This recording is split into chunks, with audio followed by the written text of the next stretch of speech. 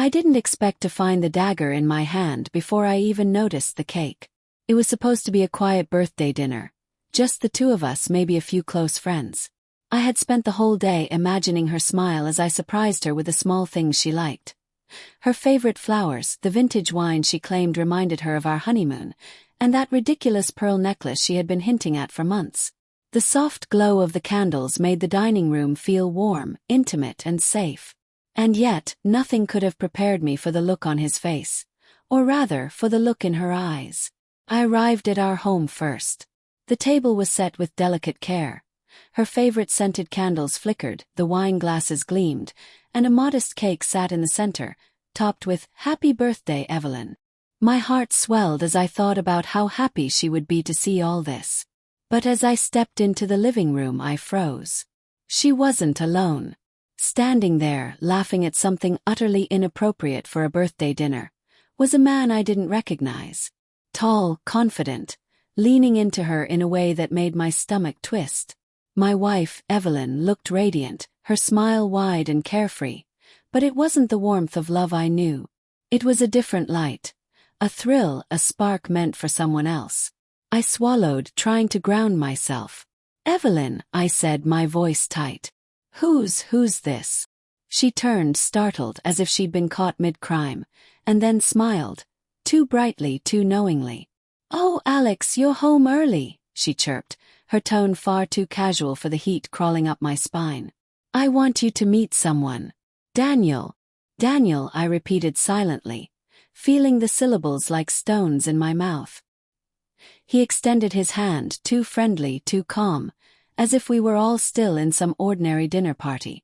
I nodded stiffly, the words failing me, my pulse hammering in my ears.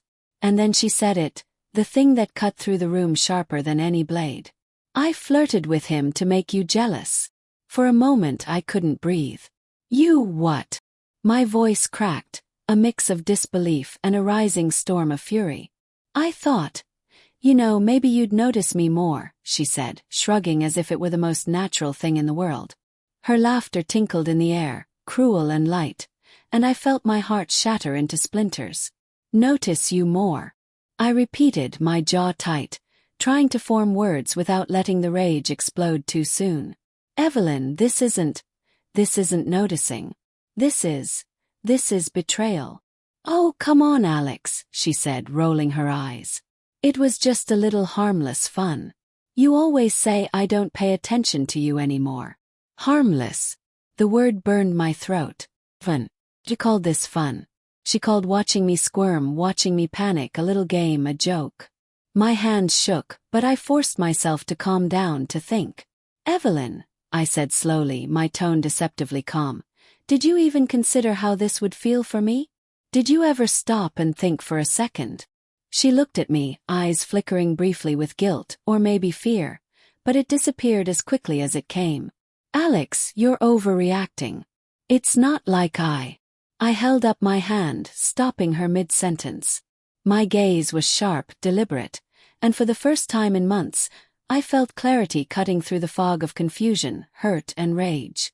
"No, you're not overreacting. I am reacting to you throwing our marriage away like it's some kind of game. I am reacting because I loved you. I still love you, and you've destroyed that." There was a pause. Daniel shifted awkwardly, sensing he had no place in this confrontation, but Evelyn didn't notice, or didn't care. I took a deep breath, the words tasting bitter but necessary. "Evelyn, I can't do this anymore. Not today. Not ever." Her smile faltered, and she opened her mouth, probably to argue, to justify herself. But I wasn't going to let her speak. Not this time. I reached into my coat pocket and pulled out the envelope I had carried with me all day. Hidden beneath my shirt, the divorce papers. The look on her face was instantaneous. Shock, disbelief, panic, all flickering across her features like lightning across a stormy sky. "Divorce papers," she whispered, her voice trembling, but still trying to mask it with defiance. "Alex, you can't, this isn't." "It is," I said, voice low, steady, though every inch of me burned. "You made your choice. Tried. I gave us everything, and you You gambled with us like it was nothing. I can't do it anymore."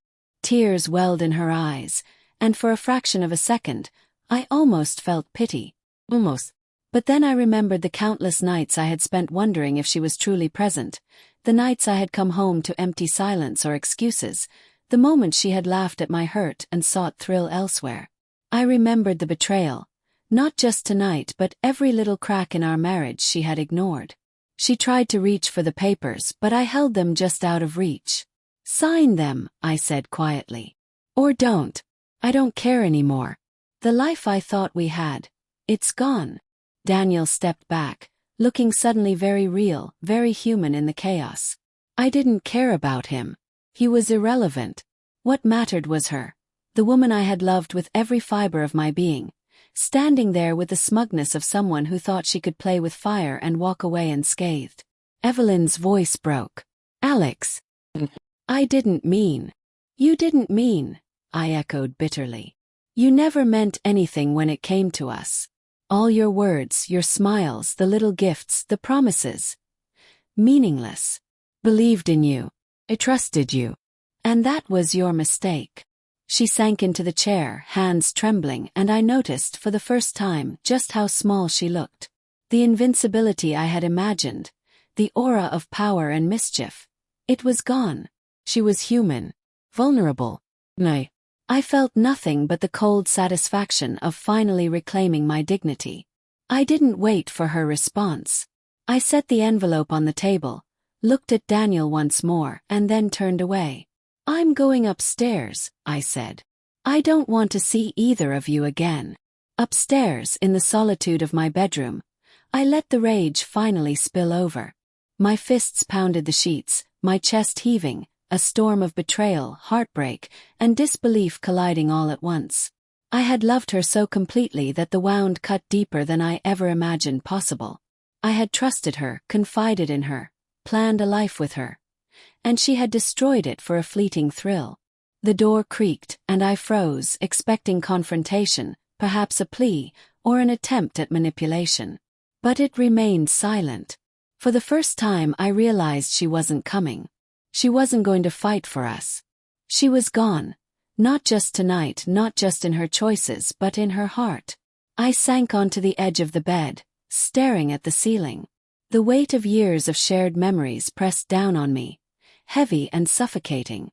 I thought about our honeymoon, the late-night talks, the plans we had made for children, for a home, for a life. All of it shattered by her reckless desire for attention, her need for validation from someone else. Sleep wouldn't come. Not tonight. Not when the betrayal was still fresh, raw, and stinging. I thought about her smile, the way it had flickered like a candle in the wind, and the irony of it made me bitterly laugh. That smile had once been my sun. Now it was the signal flare marking the end of everything I thought I had. Hours later I descended the stairs. The house was quiet, empty. Evelyn had left, probably with Daniel.